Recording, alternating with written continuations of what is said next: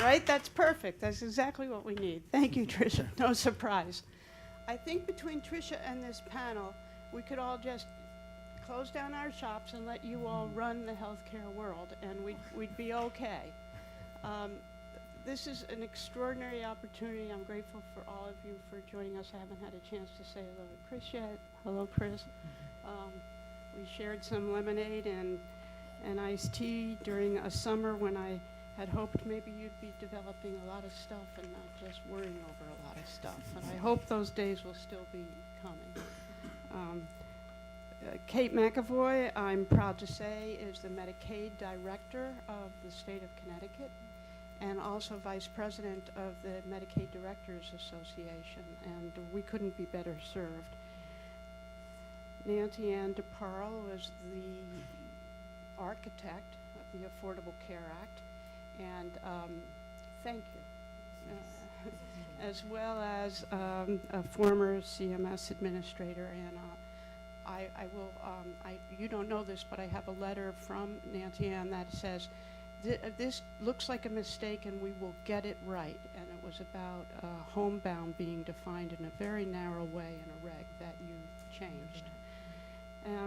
Last here, but not at all least, Sean Cavanaugh, the most recent Medicare director at CMS, who really, really, really cared about having Medicare work and who was extraordinarily accessible to people who work on behalf of beneficiaries. We're grateful for that.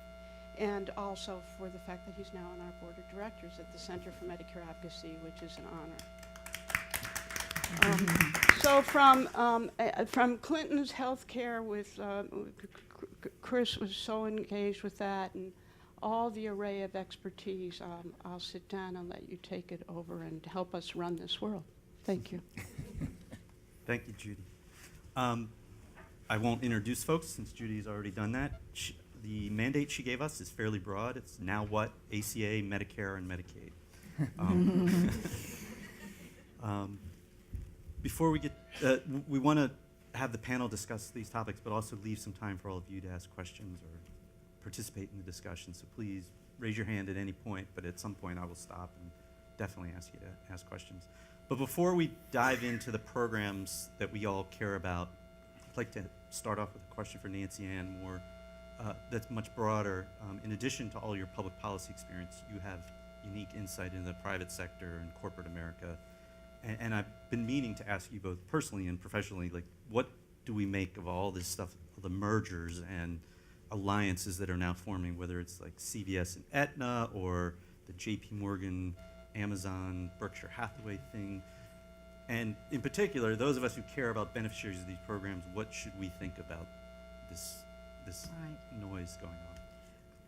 And I'll get to that, but first I have a thank you that I want to give to the people in this room, because as I look throughout the room, I see so many friends who were always there and helped me when I was in various positions, both in the Obama administration, before that, as Judy mentioned, at running CMS, and were there to guide me, give me facts, give me information.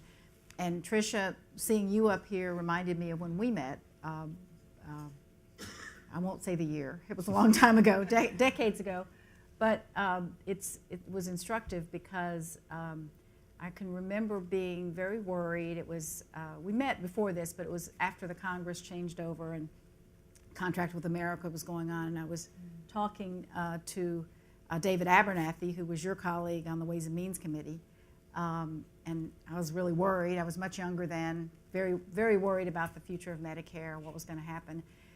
And maybe this was just hubris or bravado, because David could have both of those. But he looked at me and he said, oh, don't worry about Medicare. Medicare is like a gigantic, strong oak that has deep, deep roots. And they may try, but they may try to break off a branch, but they're never going to be able to tear Medicare down. And that image has always stayed with me. And I've clung to it at times. And there are times like today when I'm interested in working on all these issues that you threw up there, but I'd like it to be just in this room with maybe Debbie Dingle coming in. Because it scares me a little bit to think about you know, it's a very strong program, but it has a lot of challenges, and I don't really want to work on it with some of the people who have different ideas about it, and that's not a good attitude, so I apologize for that, but it's just sort of where I am. But the thing that makes it the strong oak that it is people like the people in this room, and I see many of them here today who've been there, you know, knowing the details, knowing the facts, representing the people who can't speak for themselves, the people with the cognitive difficulties, the people who are hard of hearing, the people who Tricia talked about. So I just wanted to say thank you. And that's why I'm here today. With respect to the private sector and what's going on there, I think you can view that as really part of the next wave of innovation, where companies aren't waiting around for the government to say, we still need to be doing more to unlock value. We still need to be doing more to promote value-based care. We still need to put the patient and the consumer in the middle. We still need to make sure that we're trying to make these programs more affordable and healthcare more affordable. And by the way, note that all of them are big private sector employers with, you know, thousands, if not millions, of employees, and none of them have dropped coverage, as was predicted. They're in the game. So with respect to the J.P. Morgan, Berkshire, Amazon idea, I'm not obviously speaking for them, but I have spoken to them about it. And a lot of us wondered, well, why is this so thin on details? They really didn't put any details out. Is it just an announcement? And the reason is because they wanted to work with their, this is about their employees. It's about, we think we're so great at consumerism when it comes to, you know, financial products, or in Amazon's case, delivering, I mean, there'll be boxes on all of our doorsteps when we get home, right? So we're so great about that, but we're not doing enough with respect to our own employees in healthcare. So their ambition is not to create some new profit-making enterprise. I believe them on that. They want to work with their employees, and they didn't want to frighten their employees by putting something out there before they knew exactly what it was going to be. But it's going to be coverage, and it's going to be dedicated toward their employees. And yes, affordability and lowering costs is a piece of it, but that isn't what's driving it. It's getting value out of it, which is, I think, you know, certainly what we were trying to do with the Affordable Care Act. They're for getting everybody covered. That, you know, they make no bones about that. Similarly, the CVS-Aetna merger, which we're still awaiting approval here in DC, so all that's still to come, but it's about trying to unlock value with CVS being, you know, closer to the customer. You talk about aging at home. You know, the one place a lot of seniors go is to their corner drugstore. And with, you know, almost 10,000 of those around the country, and with 1,100 minute clinics, CVS and the pharmacists and the nurse practitioners who work in the clinics see seniors more directly and see patients more directly. And so the ambition behind that is to try to unlock that value, provide more care coordination, be closer to the consumer, and yes, to lower costs for the long term. So I see this as innovation that's being driven by the private sector, kind of regardless of what the government's going to do, they're moving ahead, and I think that's a good thing. Thanks.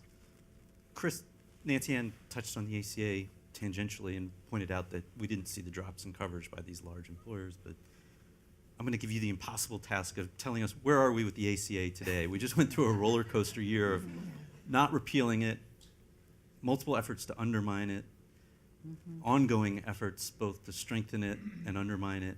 Like, what's happened and what's next? Sure. Well, before I take on that modest task, I also want to thank everyone in this room, but particularly I want to thank Nancy Ann too, because we wouldn't be having this conversation about the Affordable Care Act without Nancy Ann DeParle. So I feel a little bit, you know, but she can correct anything that I have to say. And there's many other people in this room who we wouldn't have that law without you too. And I see Judy and Diane. I see so many, Trish. There's so many people here that I could name. But I think I'll just say something about the Affordable Care Act, which is that it's sort of like a Timex watch. It takes a licking, but it does keep on ticking. I mean, great. you go to, this was a law that was the outgrowth of years and years of work to apply lessons learned that I think were executed from a policy and political process actually quite well. But I think they built a foundation, a house that was actually quite strong. In fact, if it wasn't, we wouldn't. We're now approximately how many years now that we're at the anniversary, really at the anniversary of the 8th anniversary of this law, with virtually no legislative interventions to improve and enhance it as we have done with every other law since. And it's like a house. If you have a house and you buy it 8 years later, I'm telling you, if you've done no maintenance on this house and you've gone through 2 hurricanes, which this law has, it's not really surprising that there's some leaks in the roof, okay? It just isn't. So what's frustrating, I think, for many people is that with relatively modest interventions, this law could be fine. Exactly. You know, it could be sustainable. It is the worst marketplace in the world. We're talking about the non-group individual marketplace that, you know, I always say it has about, you know, if you think about the percentages of the marketplace, it's 8% of Americans are in the non-group individual marketplace, 8%, but it gets about 92% of the coverage, media coverage. So you have this filtering like, this is our healthcare system, which of course it isn't. And in fact, the biggest coverage expansion that you all know in this room came from Medicaid, not exchange. And frankly, notwithstanding all the politics of Medicaid, the program has expanded in a relatively successful, for those states that have expanded, very successful way. And everyone, whether it's beneficiaries, providers, stakeholders, are generally quite happy with it. So we need to put this a little bit in context because otherwise we get this perception that the whole healthcare system is falling apart because of this debate. Now, what has happened, but I'm going to talk, since so much of the coverage is about the non-group individual market, I will talk about that for just a second, but I just think it's really important to put this in a broader context before we have that conversation. This year, as a result of so many things that we could go through, actually the plans who participate and stay in the marketplace made a lot of money. You know, they did very well. And in fact, many of them want to stay. The reason why they lobbied and expand, and the reason why they wanted to get this law and this legislation passed on reinsurance and CSR reinstatement, particularly reinsurance, was to have a more predictable marketplace where they could go ahead and do this. And what's frustrating for those people who watched this debate that we just had in the Congress, okay, which is on the omnibus that is about to pass, and we could not get an agreement, was non-helpful,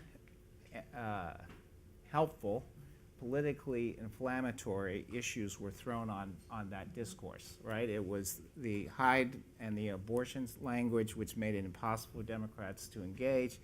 There were a lot of Republicans in the House who really didn't want to do anything on the Affordable Care Act. The idea that they publicly stated that they were going to infuse the program with any dollars after they opposed the law, they weren't going to do it. And interestingly, notwithstanding, and this is just a great example of how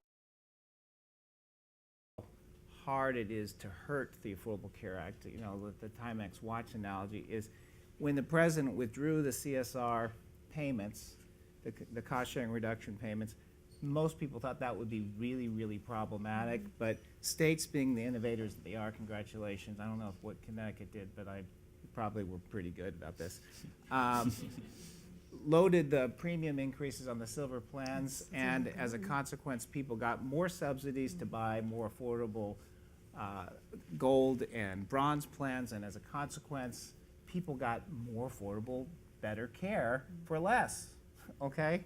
And so they're like, Okay, well, and if you're looking at this law and you say, okay, well, therefore I want to reinstate the CSRs, you say, okay, but shouldn't we reinstate some of the subsidy increases too to make sure people can afford the health care? Because if we know anything, and Nancy Ann and those people who were negotiating this had to stay under $1 trillion, and because a political arbitrary number, it was more than paid for in the Health Security Act, probably two times over. So there's still money on the table that could have been done for subsidies. And now we're going to try to reinstate the CSRs and not increase subsidies was kind of a questionable move. It would have been a questionable move. But listen, I'll tell you something. Democrats would have taken the deal if they didn't have the hide abortion language. It would have happened. All the Republicans would have to do is put it on the table. It would have passed the omnibus budget. We would have had a stronger bill. Now what do we face? Unfortunately, I think, is we're going to see higher than necessary premiums that will be offered. There'll be plans who will look at this political problem of having, the right of the Republican Party and the left of the Democratic Party not caring enough to maintain this legislation and questioning whether they should go into these marketplaces. And the area that will be the biggest problem won't be the urban areas, it will be the rural areas. The irony of that, of course, is it's the red states who have huge urban areas and who have people who are going to experience very, very high increases, particularly for those populations who aren't subsidized. So the future is, it's not bleak. It's like the tortoise. I think it will still survive, but we really, Democrats and moderate Republicans and stakeholders in particular, have to do a better job of advocating for this legislation to make it sustainable over the long haul, because if we don't, it will wither. It will wither, and we'll have a lot of problems. And there will be a debate amongst everyone about whether it's worth to spend the capital to fix this or to do something else. And that's a part of a broader conversation that I'll stop with that update. How's that? No, but that's an important warning, the wither on the vine. Many of us remember that was the plan with respect to Medicare. Yeah. And I have to say, this seems like their strategy here too. Yeah. You said it was ironic that it hurts the people in the states where they have the biggest strongholds. It is and it isn't. It's very cynical. I mean, it hurts those people, but it helps them politically, because then people are less likely to say this law has done anything to help me, so let's get rid of it, right? Yeah, So, that's, I like your Timex analogy, but one of my fears was when I was at CMS, I saw my colleagues who worked on the exchanges, how hard they worked to make this all functional, and to think that if people just sat by and didn't work that hard, you could do a lot of damage without passing a repeal. that's the problem. So I worried about that. So if Medicare is an oak tree, I can't think of the analogy for Medicaid, though it's surprisingly resilient and adaptable, if nothing else. This administration, like every administration that preceded it, has promised to be a good partner with the states. I was part of one, and I think we were a good partner, but the promise has been renewed. So what are states thinking about this administration? The partnership has both positive and negative possibilities. How are state Medicaid directors thinking about this? And not just coverage on the delivery system side as well, which is, I don't want to lose that in this discussion. Kate? So I first want to take the liberty to say I'm so deeply humbled to be on this panel. I want to say to you, Sean, to Nancy, to Chris, what you've done in your respective leadership roles has had an incredibly profound impact for millions of people. Your image of a house shelters you from catastrophe, a house enables family integration, a house enables you to arise in the morning and be work ready and school ready. This has been the impact of the ACA, and I want to express my thanks in my role in the state. It's had such a tangible, demonstrable impact from the standpoint of expansion, the coverage array, the integration of services and supports for people with disabilities. It's so profound, and please don't lose sight of that uptake, even given the uncertainty. And I know all of us in the room share a sense of profound gratitude around that, because it is so manifest on a daily basis. Can we quit right now?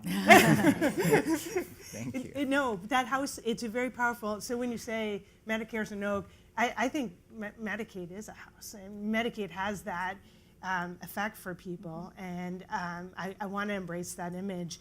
I feel, as do many Medicaid directors right now, when we are navigating a very new landscape with the administration, clearly we're on notice of the intent of the administration to defer in some more comprehensive way to the autonomy of states.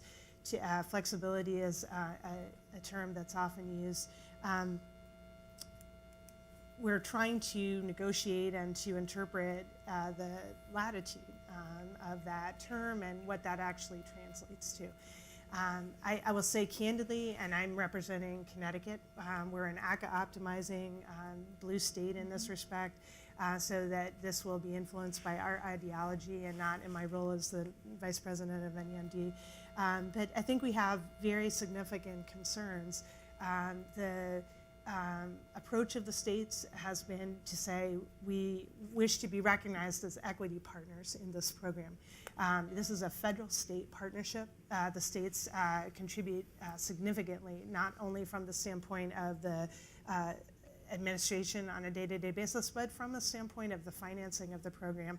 And one of the most dramatic concerns has been around the wherewithal in the context of the Graham-Cassidy discussion around block granting. Flexibility is only so useful as we have the wherewithal to actually achieve our aims in this program. And I think that fundamentally tested the proposition that we have the resources at hand to do that, and that there are many technical aspects of the concerns around block granting that I think go surpass this discussion, but really that message around how well are we situated with the framework of federal funding and diverting from the historical entitlement approach where we had certainty around the contributions from the federal government and could elastically accommodate increases in participation, which has been a continuing trend. Something, again, when we have forecast originally in anticipation of the ACA period forecast, we might have anticipated that there would be a leveling, but that has not yet occurred. I don't think we have a new normal in terms of participation. So that is a very tenuous position to be in from the standpoint of how we can anticipate certainty going forward. And we seem now to have a reprieve, at least for this present moment in time, but I'd say that that's one of our most important risks. And when you say, what does flexibility mean? Where are we situated with administration? I think that proposal to transfer an unprecedented amount of risk to the states is kind of at the core of how we're situated. That said, from a flexibility standpoint, I think all states, next question over and above the sort of overall viability of the financing is what level of flexibility do we have in the current statutory scheme? The value-based approaches is kind of a marquee example of where we wish to have the kind of the discretion to tailor approaches across states. You see, obviously, there's a great heterogeneity of approaches, model designs across states. And I, for one, want to say, I feel like that was one of the most important and generative aspects of the ACA through the work of the CMMI, through the work of the State Innovation Model Grants. These were catalysts for efforts that were locally tailored within the states. Now, there's an argument that it would be better ultimately to try to unify some of these strategies. And I think the idea was, and often you heard this phrase used, that states are the laboratory for this type of effort. And from that standpoint, you could then test and scale and universalize. I don't think we're there yet. And we obviously have seen a whole continuum of readiness and uptake among states. And this is not simply about ideology. It's about maturation. It's about resources. It's about where you want to place your emphasis as a program. Some states have been fortunate.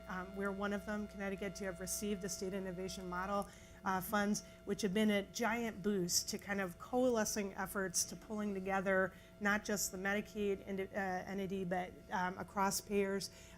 examining critical issues. We have an operating call. We have Dr. Berwick's triple aim, now quadruple aim. We have an attention to measures, which has historically never been feasible. We have better readiness and capability around data. We have some of the seed elements of what is essential for value-based approach.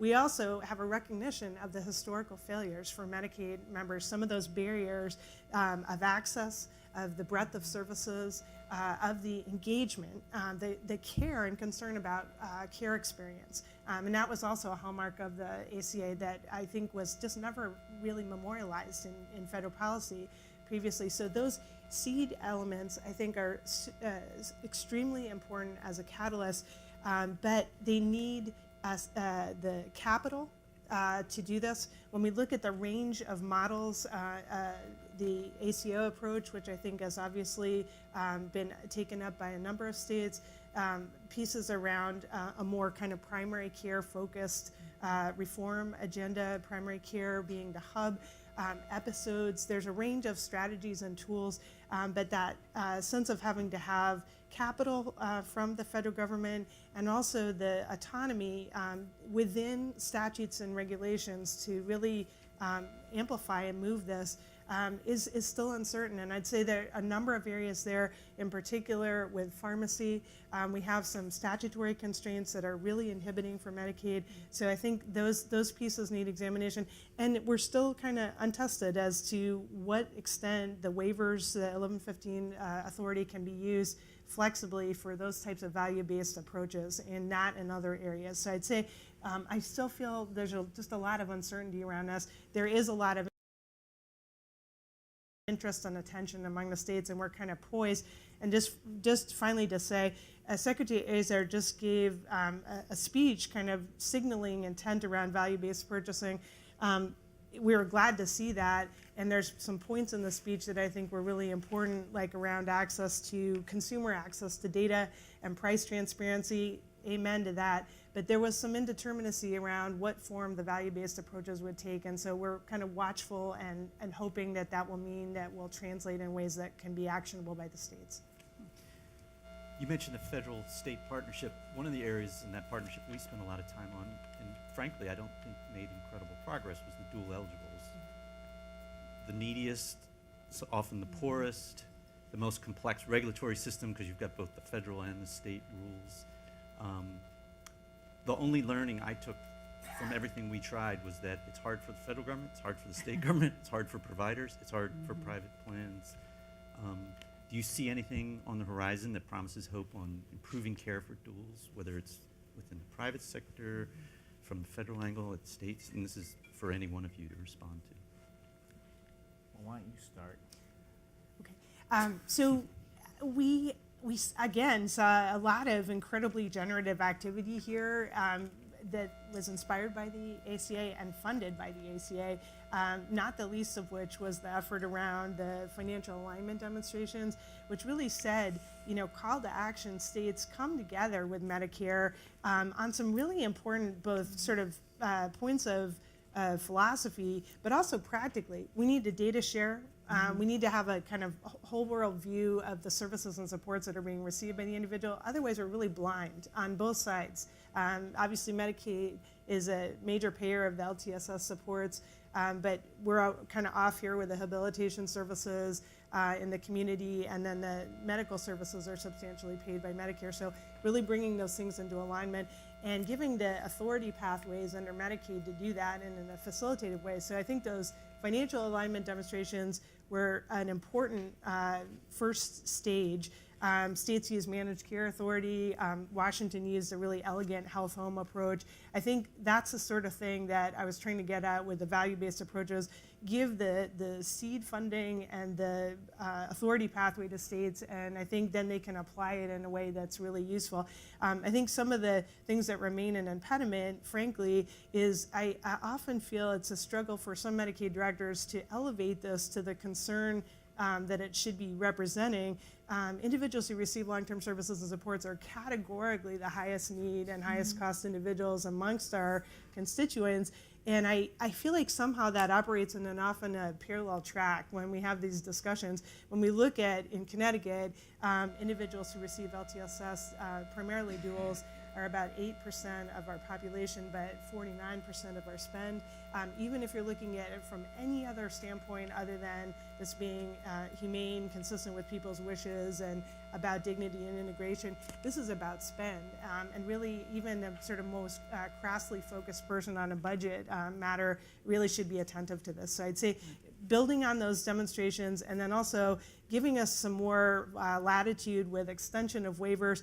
Ultimately, I'd love to see that statutory bias in favor of institutional care reversed. I don't know how likely that will ever be, but that really is where we should be heading. Right. And I just want to give Secretary Sebelius credit for the fact that we're even having this conversation. She fought really hard. She did see the value proposition. She did see the patients who were dually eligible in her state, and she got a bipartisan coalition of governors at the time to fight to make sure that there would be authority included in the Affordable Care Act to begin to try to do something. I've been disappointed, as I think everyone here has been, about the progress that we've made so far, but as Kate pointed out, you sort of have to crawl before you can walk. So we're beginning to start walking here, I think, and hopefully we'll do more. Yeah, I'll just say that one, I was surprised you didn't harp on this more, being the state angle, but frequently there's a tension between Medicare land and Medicaid land and baseline projections and what kind of impact the states are having on Medicare spending and what kind of credit the Medicaid program should get on that. And then you have lurking behind OMB saying, Right. stop it, you know.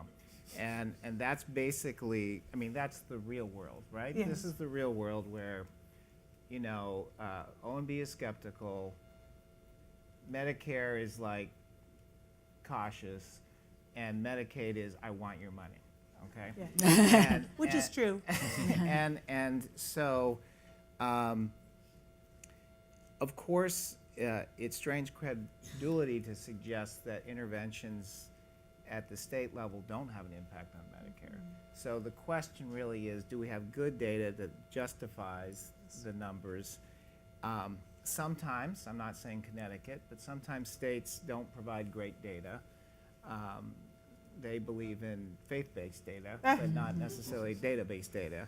And so that, I think, has been an ongoing barrier. And when people who aren't really supportive of the effort, what they do is they utilize those tensions, and then it becomes harder. So I guess I'd say I'm a little bit more optimistic in the sense that there is more willingness to do state flexibility in a way. And there's a little bit more understanding at the state levels there needs to be more accountability. But it has to come from both levels intensively. And I haven't seen that yet sufficient to get past the finish line, but I see a growing population of stakeholders who want it to happen. So I wouldn't bet against it. The question it would be kind of a when, not whether. I think, interestingly, I think one of the greatest advances of the ACA in this regard is simply the creation of a duals office within CMS. So true. Because the Center for Medicare and the Center for Medicaid are so culturally different. One that's fully comfortable with the adaptability and heterogeneity of states, and one that's the opposite, that's constantly trying to make things uniform and simpler for perfectly good reasons, but it doesn't really serve these beneficiaries. I wanted to shift gears a little to Medicare, and before we get to Medicare directly, just to notice, last time I saw Chris, we were in a different meeting where people were talking about using Medicare in other ways. One, some were Medicare for all proposals, but others were Medicare or something like it as a public option within the ACA. For those of us who care about Medicare, and the beneficiaries, what should we think of these proposals to expand Medicare to either to everybody or to people within the exchanges? And are they really proposing, because some of these proposals, actually, it was like they were borrowing the popularity of the name Medicare, but not really the program itself. So what should we think of this? Well, I've heard Nancy Ann comment about this on a podcast very, I thought, accurately and well, but I'll just say this. Of course, the reason why Medicare is cited by a lot of Democrats is because of its popularity. I mean, Judy, your success has bred lots of intrigue about how do we build on that, and of course, it is in essence sort of a single payer type dynamic, which different people, you could define it in multiple different ways depending on who you're advocating for, okay, or on behalf of. But I think that the real reason that people are looking at Medicare now is there has been real frustration with the lack of choices and options within the Affordable Care Act, and also the lack of ability to secure affordable options, particularly in rural settings, that utilizing Medicare as a purchasing entity or partner becomes more and more appealing, and more rational, frankly. Of course, Medicare beneficiaries and some of their advocates are nervous sometimes about hearing Medicare being utilized in that way. That different people in this room will probably have different views about it. I will tell you that seniors get nervous about it. Probably not as many people in this room do, but seniors do, and that will be played out in the political debates. There's no question to me about this issue. But I think the reason why Medicare is most defensively being utilized is as an argument for a better purchaser of health care who's gotten a better deal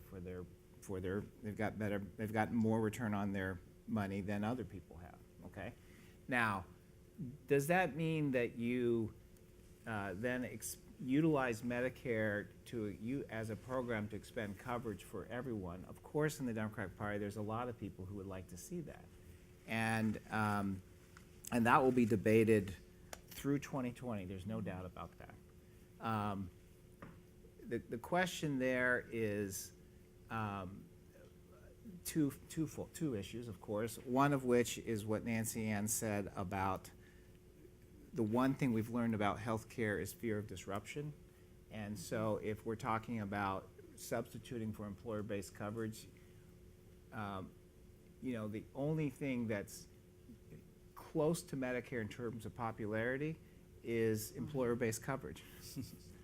And so that becomes another political barrier for saying, okay, Medicare for all. And of course, the other one is going to be financing and putting the revenue number within the Treasury and having to raise taxes to pay for it. Now, that doesn't mean that you couldn't spend less on health care if you had Medicare for all. I think you would. I think the advocates are correct about that. But a lot more of it would be on the federal budget. And that becomes the biggest, that and the disruption becomes the biggest political challenge. But so there's a lot of people in stakeholder land who are going to be very nervous about this debate. But the one thing that I will just say about those stakeholders is that they need to understand that there's some legitimate problems within the healthcare system, and they deal with affordability. And if Medicare is the best dynamic to look at ways to achieve affordability, there's going to be more serious attention focused on that, and they have to engage, and not just engage destructively, but constructively. So I'll stop with that. I agree with that, and I think that's part of what I was alluding to when I talked about the next wave of innovation in the private sector. I think a lot of providers, plans, and others get it, that they have to be coming to the table with more affordable options, whether it's constraining the growth of hospital costs or, I won't speak for the pharmaceutical industry, but, you know, plans certainly see they need to be delivering more value. I think the debate is a good one, and the debate doesn't trouble me. But I do admit I get nervous when I see it being sort of a price of, you know, participation in the Democratic primaries for Democrats hoping to run for president, that they have to be for Medicare for all or even single payer. Because, look, I have a lot of battle scars from all of this, and I just think that the notion that we're going to get in any reasonable, you know, frame of time, 10 years, consensus around a major increase in taxes to pay for a, you know, basically Medicare for all, and hopefully an improved Medicare for all. I don't like the gaps that Tricia put up there, so we'd want to have a cap on out-of-pocket costs and all those things that would make it better. I just don't see that happening because of the disruption that all of us, I see the other Judy, my Judy Fader sitting here, we've all been through this. You know, the employer-based market, employers still want to participate. I happen to think that's a good thing. So I don't see it happening, and I don't want the debate to distract those of us who care about both Medicare and about getting more affordable coverage for everybody from the very real action that we need to be able to take to improve and strengthen and repair and rebrand the Affordable Care Act, which I think is doable in the next, you know, 2 to 4 years. I really do think it's doable that we can take the steps to strengthen the subsidies and strengthen the markets. And then, you know, you look at California, look how well that's worked. Look how many plans they have. Actually, you know, so that could happen. Now, there is an interesting idea out there I just want to highlight, and it may actually be one that Senator Murphy is working on as well, but I know Senator Michael Bennett has worked on this idea of having a fallback plan of either Medicare or some senators have said Medicaid, you know, in a state where there are not options or not more than 2 options or something like that, kind of like the federal fallback plan that we looked at in one of the iterations of the Affordable Care Act with some Republicans who were willing, Senator Snowe being one of them, willing to consider that if there was a market where, for whatever reason, it's rural probably, and it's hard for a plan to get a network together and feel like there are enough people who live there, so then it should be an option. And then I think it could be done in such a way that Medicare beneficiaries would be protected and it would be fine. So. Nancy, you mentioned that it seems like it might become a litmus test, the Medicare for all for Democrats. Regardless of party, what if voters really want public policymakers to do in healthcare, or whether if they're not looking for Medicare for all, what tangible things are voters looking for? They want it to be the house that Kate talked about, that shelter and strong, and I think. Yeah, I mean, I'm really, if you look at what issue really drives the public on healthcare, it's their out-of-pocket costs, period. And I would say secondarily, the complexity.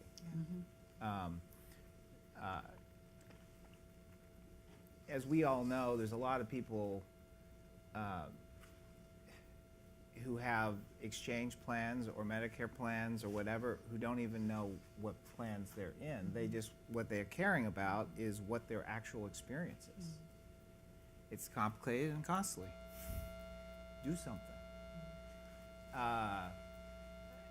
We tend in Washington debate about what's the model and the financing stream, and they say, I really, what does it cost me? What is my experience?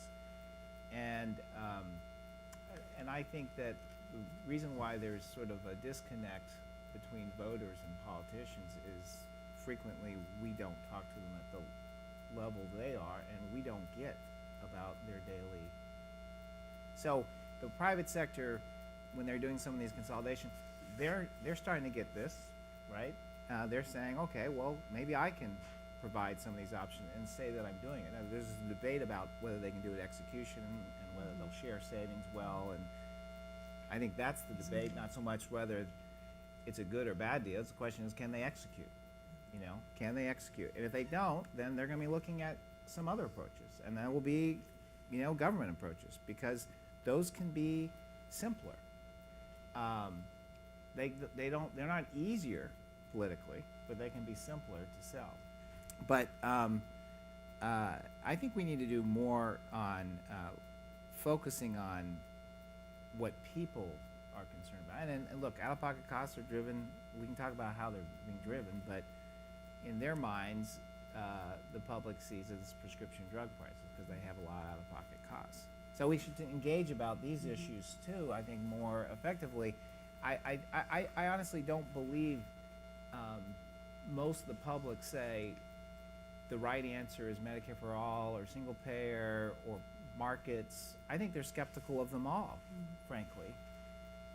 Tell me what will work for me and why and how. And if someone can break through on that, they're going to be pretty popular.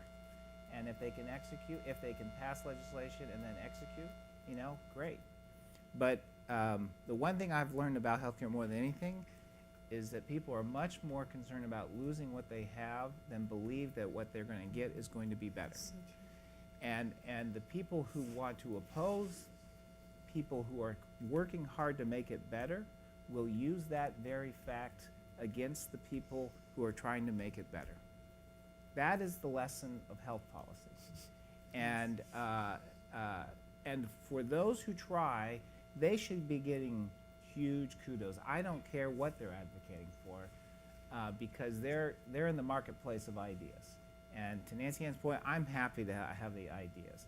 I don't think anyone can say that we have solved the healthcare challenge.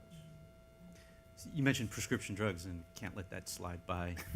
The president keeps promising something big on prescription drugs, but in the meantime, a couple other things have happened.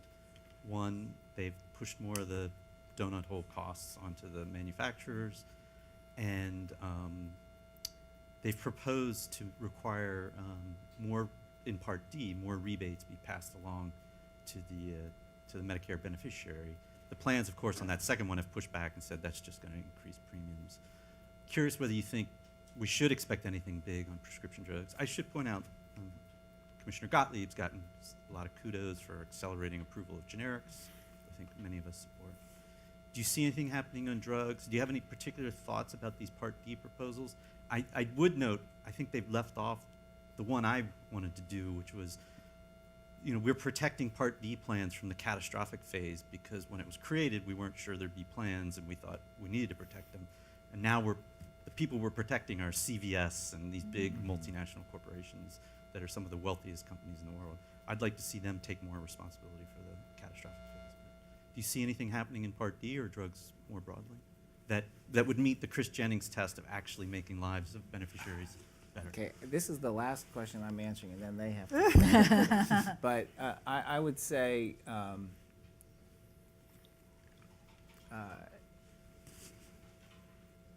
there has to be changes in pharmaceuticals. There's no question about it. You look at the future of our healthcare delivery system, it's going to be more and more involved with pharmaceutical interventions.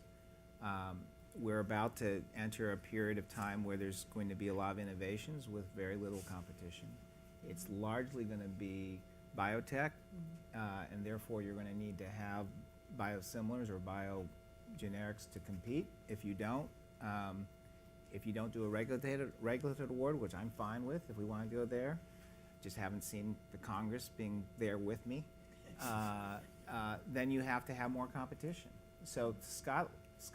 Gottlieb's leadership on getting more product out the door and some of the Congress interest in doing that to have more competition is a good thing. I think with regard to Medicare, the big frustration a lot of people have with the Medicare program is that they see that there is not as strong as incentives as there should be to get the best priced drug in the Medicare Part D program, and that savings aren't necessarily passed along, particularly sick populations who have high out-of-pocket costs, and they're not getting the discount at the door, point of sale. And the administration is going to push that very hard too. And I think we're going to see definite movement towards that. We've already seen it in the private sector, the non-Medicare population. So I think we're going to see more of that in the Medicare program. But frankly, we're going to have to think about, we're really not, we don't have a marketplace really today that if there is competition, that I believe Medicare can do better. Okay, I think you could use formularies and private plans and all the rest, but where we have real problems is where we have drugs with little or no competition. So the private plans, I don't care how good they are, whether they're noble or they're not noble, okay? They're not going to be able to secure better discounts. And when people talk about Medicare negotiating, they should be focusing on that singular problem, not on everything, because, take a walk through CMS in Baltimore, okay? They're not saying, oh, I want to negotiate every drug that's offered in Medicare. I mean, that's crazy. But for drugs that are bankrupting the program and the Medicare beneficiaries and the taxpayers, and we're unwilling to say we should get if you're hosing the Medicare program and the beneficiaries, that we can't stand up and say enough, then shame on us. That's an embarrassment to us, the country, and something that no other country in the world would tolerate other than us. Yeah, and we don't want their only option to be not to cover something. Yeah. We want it to be covered. We want. And this is a Medicare population that they can't afford not covering, by the way, right? Almost across the board. So, yeah, I think sometimes it's useful to talk about Medicare using their leverage. But, you don't, again, this is not an either and or. It's like these are collaborative approaches, and sometimes I think we say it must be Medicare at all, or it's not going to work that way, folks. It won't work. And a lot of us, I'll say one last thing about progressives, okay? I consider myself one of them, but, we are going to have to talk about more revenues for an aging population. And by the way, very few politicians talk about that. But we also have to talk about how we manage costs better. And if the beneficiary groups say, I need to cover all drugs at all times, then you don't have leverage to negotiate better prices. And the pharmaceutical companies And know the that. pharmaceutical companies win. They know that. So sometimes we have to look at us as part of the challenge, because one thing we always value, we value access at all costs. Well, access at all costs is costly, right? And sometimes you got to say, wait a second, maybe we as patient groups can provide cover for well-managed negotiations, okay? And give Medicaid some cover for it. Not say, oh, they're evil satanic people who don't cover all drugs. Fair? Very fair. All right, so I'm sorry, I'm done. That's good. That's good. Nancy, do you want to pick up Well, on one of the themes, particularly the solvency of the trust fund, what the future of the Medicare program is and current spending? Yeah. Tricia showed us slides that says the good news is per beneficiary everything's fine. The bad news is there's a ton of beneficiaries. What you didn't show is, I think like 8 or 9 years from now, one of the things holding down cost per beneficiary is we're getting more and more younger beneficiaries. That turns in 2025 when the beneficiaries actually start getting older. Which So is when the trust fund, 4 the years current later. projections, gets depleted. I mean, look, I've been, chicken little, I guess, on this a number of times over my career, and we always figure out a way. I am worried, and the older I get, the more cynical I get, and I am worried that this tax bill has set up a dynamic where, Medicare becomes the way to do something suddenly about, oh my God, we have a big deficit here, $1 trillion deficit. How did that happen? Now we have to go after Medicare beneficiaries, or, slash the program. I'm hoping that, all of us will not let that happen. I think, actually, this is a place where the media has done a pretty good job. It probably hasn't gotten enough attention, but it got a pretty a pretty good amount of attention at the time that, hey guys, this is what they're doing. We all know that Speaker Ryan has said this is what he wants to do. He wants to go back to entitlements, and he's sort of setting up that situation, but I'm hoping that we can avoid that. So, look, I think that the value-based approaches that were set in motion in the private sector and that the Affordable Care Act launched in Medicare and expedited are going to continue.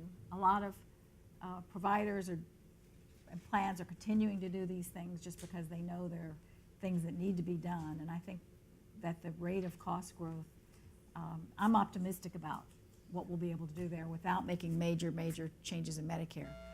On prescription drugs, again, I'm cynical, but I don't see the administration doing anything.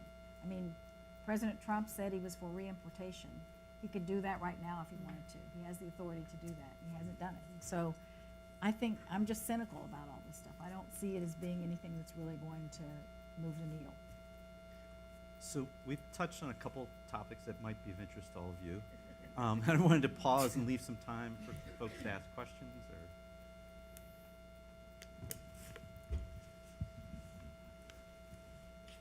One of the interesting dynamics is the interrelationship between Medicaid and private insurance, whether it's. Can you just tell us where you're from so the folks know? I'm Steve Keogh. I'm from Connecticut.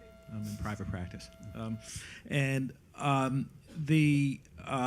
Whether it's an individual exchange policies or employer-based policies, and one of the things I've just seen on the ground is the extent to which, for many people, the Medicaid expansion Medicaid is really the best deal going. It's, no copay, at least in Connecticut, no copays, no deductibles, and so on. My wife, who's a provider, complains that when people cancel and don't show up, she can't even charge them anything. But one of the kind of the dark side of that is the extent to which people who are paying a good amount of money for much worse coverage, whether through the exchange or through their kind of ever-shrinking employer policies, develop a level of resentment as far as the when they see themselves on a ladder and they look down economically and see people getting a better deal than they are, which gives rise to resentment, which gives rise to political opposition as far as the Medicaid program is concerned, rather than trying to take that recognition of the value of the Medicaid program and try to harness that for something positive. I'm just interested as to anybody's thoughts in terms of how that dynamic can be turned around in a positive way. So I first want to say it's wonderful to connect with you in DC. I think your comment is so well taken, and I think those observations are well taken. I think they're ubiquitous in Connecticut. I think we really see a tremendous dichotomy between Medicaid as exactly as you described it. We have comprehensive medical, behavioral health, dental, and transportation benefits, no cost sharing. We have made it a matter of policy not to freight the benefit with that set of obligations because we feel like we want to smooth the pathway to preventative care in the most kind of expeditious way possible. So that's very deliberate. We've constantly examined the literature around that and looked at, whether that would be, consistent with our aims. It's not. I feel that your observations are, right on target with the kind of tenor of people's perception of the exchange policies, despite taking all the prophylactic actions that Chris had described. Certainly I think the overwhelming experience is the high deductible and the obligations attaching before any coverage actually comes into being. So, I guess the other thing is I feel the well-intentioned effort to set up the exchanges as kind of a continuum of coverage no matter where you're situated, and to kind of blind the name identification of the source of coverage, which I think has incredible democratic appeal, may have hurt us ultimately a bit from the standpoint, two aspects. Medicaid members don't necessarily self-identify as participating in the program, and also I think that there's not a good literacy around sort of that continuum among the average consumer. All that said, we have a live legislative debate just occurring this week in Connecticut around a Medicaid for all option, a buy-in option. When you look at our administrative costs of slightly greater than 3%, our overall downward PMPM experience, the fact that we pull back on overall spend despite increasing participation, and the breadth of the coverage, I guess I'm going to make a modest petition that that's not unreasonable to consider that as a vehicle, even in context of the Medicare for all debate. I mean, I think we have proved a value proposition in Connecticut that's worth examining, and it doesn't seem otherwise solvable on the exchange presently, other than kind of trying to optimize through a range of the sort of state mandates and what we can do with the federal cost sharing, which is hard, and it's a shifting landscape and it's uncertain. So, Yeah, well, I think you've identified something that's really a problem, and there was a very sobering New York Times piece about this in the last couple of months that was quantified and gave voice to some of the resentment that's out there. I mean, one of the solutions is to go back and strengthen the subsidies and some of the other components of the Affordable Care Act to make it more affordable for the people that you're talking about, and that's something I certainly would do. But that takes a legislative change, and we all know that the legislative changes they've been willing to make, the current Congress has been willing to make, are not ones that would strengthen this program at all, so it's going to take some time. But it's a real problem. We used to see it sometimes with Medicare, actually. Some of you, in fact, Kaiser did this work about people resenting seniors for having a better benefit than many of them had, and they were paying taxes for. So maybe it's just an inevitable part of living in the United States, but hopefully we can improve on it. Next question. Kathy?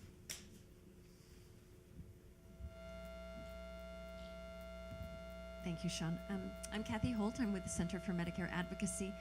Several of you mentioned value-based models, and I have a question about that because one of the things that we see at the center are patients or beneficiaries who are not measured through the value-based models. So would you suggest that there's a way to make them, if you will, less discriminatory or more inclusive? Do you develop multiple models so that everyone gets included? We find that if someone is not measured in a system, then they're not served and not counted. Yeah, so for instance, the value-based purchasing model in home health care, the value-based purchasing model, I think there are 10 criteria, and 6 of the criteria measure improvement in ambulation, improvement in bathing. And so for people that are not improving, they're not counted, they're not served. So if there are multiple models, or how do you address the fact that everyone needs to be included in a value-based model? So are you saying that if they're not, that it gives the provider less incentive to provide them care? Exactly. And therefore they get ditched? That's a problem. I mean, Yes, and they're cherry picking, exactly. Right. Yeah. I'd go to CMS. I'd go to Yeah, I would Sean say and from say, the "Hey, this is a Sean's problem." fault, actually. Exactly. Sorry. Answer it, Sean. We had that figured out till about January of last year. No, the measurement of quality, the problem is the measurement of quality within these demos is trying to serve multiple purposes. One is trying to make sure there is no unintended consequence of the model. One is to try to see whether the model is actually successful and scalable. And what you're doing is you're putting many jobs on a quality measurement system that isn't up to it, that isn't even a great measure of quality, I think we all acknowledge. So I think to the degree you identify problems like this, it is worth taking to CMMI, because the folks who are designing these, particularly from the quality measure, they want to get it right. And importantly, they want it to be extrapolatable, meaning that whatever happens in the demo could then be applied to everybody. It seems like it should be not a star rating issue as much as a risk adjustment issue, that Yeah. Just like with Medicare Advantage in the very, 10 years ago, primitive stages of risk adjustment, you were given more funding to take care of people who were frailer or had more problems. So it seems like even if it's not a star, I agree with star ratings for improving. We want them to have an incentive to help a patient improve. But if a patient can't improve, we also don't want them to have a disincentive to taking them on and helping them. So I don't know. But there, and It this could involves even- money. Definitely involves money. Every CMMI model also, in addition to having a quantitative evaluation, has a qualitative evaluation. And so I think that would be important feedback for whoever has that contract to hear. I wanted to just offer, from a sort of practical standpoint, reinvokes my earlier comment around kind of parallel tracks too, though, because I think our experience in the States was that the state innovation model, which has catalyzed a lot of the value-based work, did not focus on duals.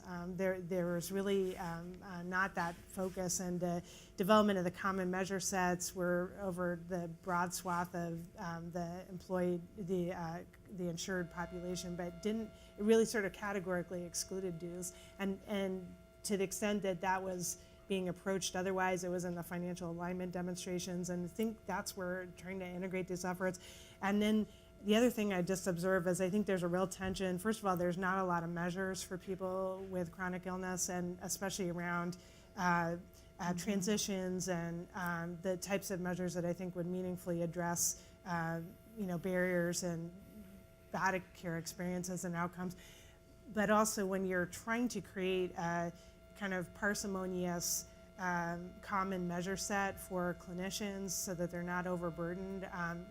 We're constantly trying to pull back on the number of measures and not amplify those. And so that's a constant tension that I think we all feel in terms of how you can kind of extrapolate those over a broad population in the way that Sean and Nancy were talking about, but also try to tailor them and make sure that they are attaching to as many types of people as possible. So I feel like our work with providers in Connecticut, that's been just a really hard thing to do. And the measure set doesn't meaningfully get at a lot of those pieces other than the physical health, and to some extent now building a little bit of the behavioral health indicators, but not really much on the types of things that you're talking about. But part of the problem, no matter what, is the Medicare program and the issue of the acute focus versus the chronic. And so we're now seeing a continuum of, and look, some of the MA plans are trying to figure out ways to either get reimbursed or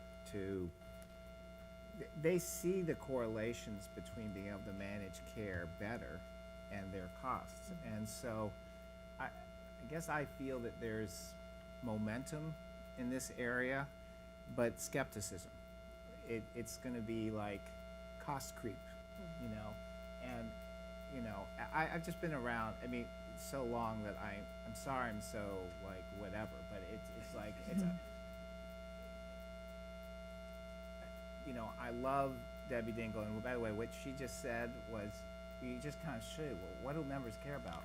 What they care about, just like every other human being, right? It's just really amazing, but they all believe. I cannot find a politician who does not believe that if I provide more, and many in this room maybe, more home and community-based care, it will cost less, right? And I think if we continue to make that pledge and promise to politicians, and they continue to get CBO saying, are you freaking kidding me?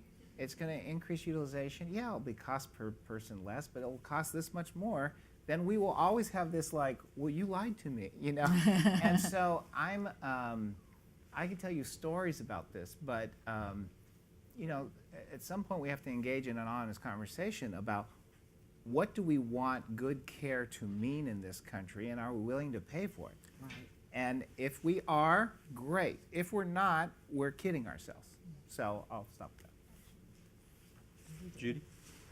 Yeah, I want to pick up on this conversation. Thank you. Picking up on this conversation, Kathy, you raised the home health issue as a quality measure, but independent of the quality issue is the coverage issue. And the long-standing, as Judy Stein and you can attest to, the long-standing reluctance of Medicare even to live up to its home health coverage promise, let alone, and now let's go into the separate area, address the population with long-term care needs.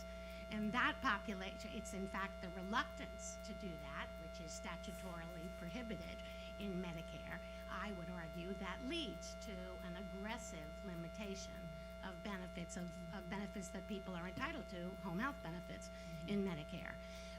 And I would push a little further, and I want to pick up on the House and and what you said, Kate, about the dual tracks that people, or silos, whatever language you used, of acute care, and Nancy Ann mentioned it as well, or Chris, somebody did, and long-term care needs. And let's not, it's not chronic illness, it's a need for personal help. So what I would ask you all, or really I'll try to phrase it as a question, I really want you to speak differently and act differently. This is not Kate's problem, the long-term care population.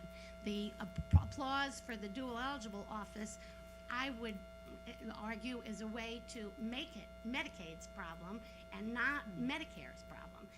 And as the baby boom generation continues, please God, to age, that we will start turning 85 in 2031. And that's when we become really expensive in terms of our long-term care needs. So I guess what I would ask you all is, how do we get the recognition that assistance with personal care is not a state problem? It's Medicare beneficiaries who need these. It is not, there are about half of this population are not dual eligibles. Where is the responsibility for this? And Kate, you're nodding. You ready to give it to the feds? What is it? It's not about flexibility. In a second. So end of harangue. Just briefly, when I was applauding the creation of the duals office, if I wanted to dump it on the states, we wouldn't need a duals office. I'd dump it on the Medicaid office. Exactly.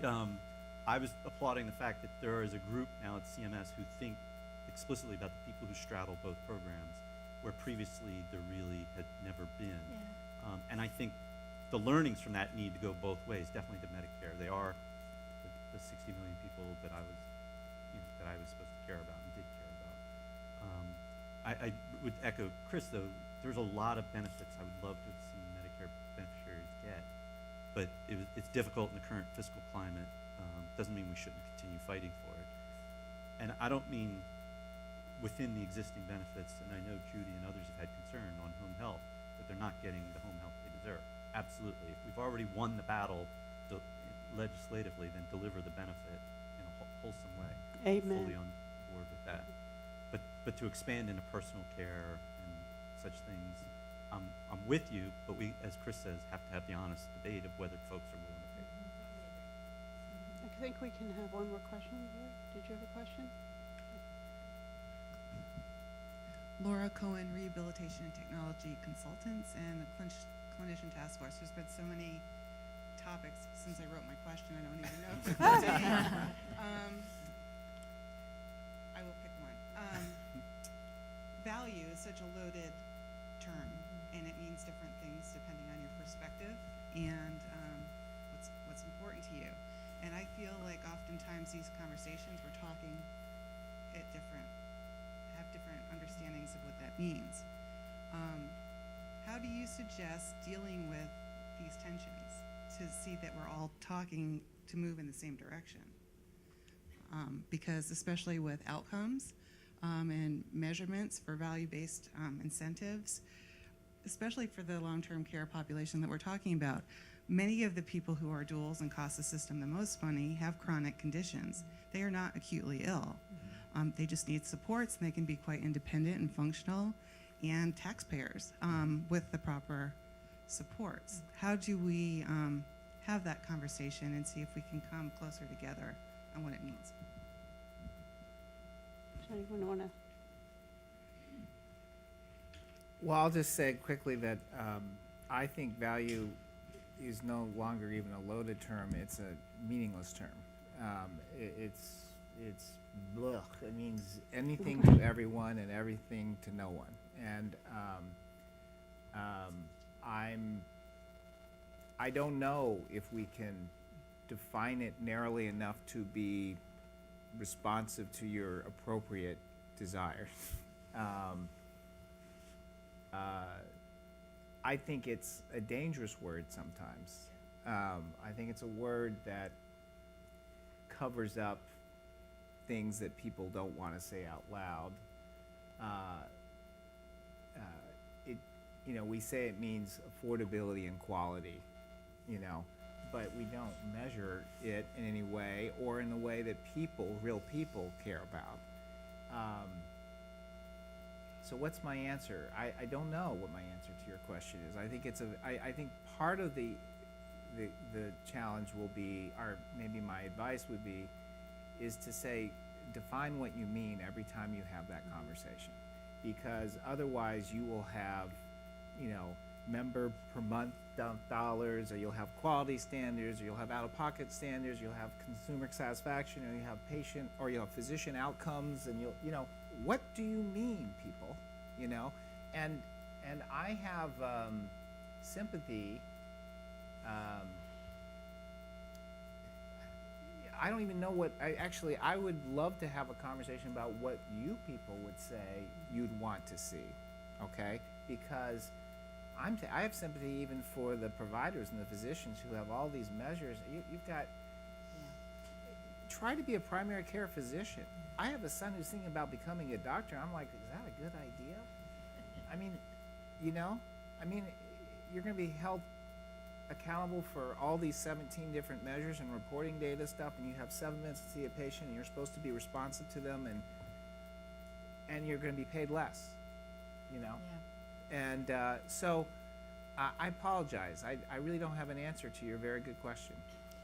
I think your answer one key point you make is very, very valuable. Don't assume we're talking about the same thing. Yeah. And that, I think value gets added to a bunch of other words. Protect, preserve, Yeah. modernize, Yeah. right? Yeah. Flexibility. Yeah. What do you mean by these Can be things? good, it can Now be bad. let's talk. Yeah. Yeah. Exactly. First, tell me your definition, because as Kate knows, even in Connecticut, flexibility is just being discussed as work for Medicaid in Connecticut. So anyway, just If I could add one Kate thing and to that. everyone here, and then we'll say thank you. In every model that's being tested in CMMI, they do survey the beneficiaries. What do you think? So consumer type surveys, which I think is sort of the least you could do. But the way the voice of the beneficiary could be enhanced is through patient-reported outcomes. So moving to quality measures that are not looking at claims data or looking at EHR data, but asking the beneficiary, is your life, in what tangible ways is your life better? That is very much in its infant, just as quality measurements in its infancy, that's even earlier in earlier stages. But I do think taking it from the viewpoint of the beneficiary is important. Whatever it is, whatever value is, as Chris said, it can be a lot of things. It has to be able to be measured so that we can all see this is what we're saying it is. And Sean's right, it should include some measure of patient view. Yeah, that's the whole point of it. So I couldn't agree more with everything that's been said, but I want to push back in a friendly way and say there is a sterling example of a very tailored discussion of value that I want to use as an illustrative example, and that's Money Follows the Person. Yeah, Money Follows the Person set a proposition around exactly what Chris described, around addressing the high costs and poor outcomes associated with institutional settings, but it also very explicitly contemplated a proposition around integration, choice, self-determination, autonomy. These were bedrock principles of the federal demonstration, as were requirements around not just superficial but foundational consumer engagement. There are requirements for the MFP stakeholder bodies that have in Connecticut meant that we've had excuse me, I'm just getting over a cold, so I'm choking a little bit, but we've had 20 years of an intact group that's moved forward with us on transition activities. About 60% of that group are consumers with disabilities. at each and every term, the framing of the operating plan was governed by consumer direction. And at each and every point, the data variables were influenced by their experience. And we have longitudinal data now for many, many years that attaches not only to each and every barrier point and success of the integration efforts, but also asking people, has this improved your life? Is this enabled your participation in community activities? Is your life affect more positive? And I feel like we struggle as Medicaid directors. There's some senses this is squishy data. This is not reliable. This is not actionable data. For me, that's very worrisome. Like, we need to elevate it to the position of significance that it should have. So I'm just going to commend everybody. That MFP data, which is publicly available in each of the demonstration states, we, for instance, work with the University of Connecticut Center on Aging. It's all there, captured over this intense period of time. I feel like that is a sterling example of how we should do this. So just offer that as one particular possibility. Here for policy wonks. One of my favorites, Kate. You all are part of the reason I can still say we're going to get it right, and I think part of the momentum of the day is built here and with Tricia, that we have this kind of an array of not just talent and skill sets and experience, but heartfelt passion about what you're doing, and I hope tenacity and persistence, because I hope you're going to be back, and you're going to get to make the changes and the strengthen things that have the person at the heart, and have the hard conversations, Chris, about do we want to spend the money, and do it. So I want to thank you. I'm honored that you joined us this morning, and I'm honored and have the greatest of respect for the work you've done, and I hope will do in the future. And with that, I want to, as always, remind us that we're at the Barbara Jordan Conference Center, and if we think of Barbara Jordan in her voice, the color of her skin, her life experience, her voice at an impeachment hearing, and her MS, you get the whole picture of how we can be focusing.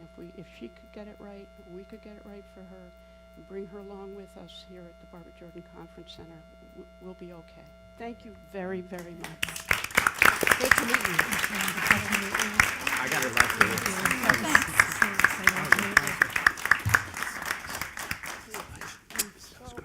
Oh, please.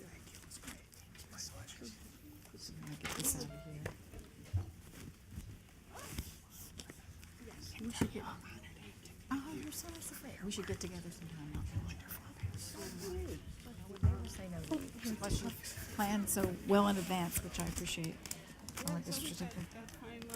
Who knows? No, it's funny. I was telling someone we're trying to get a speaker for something next January.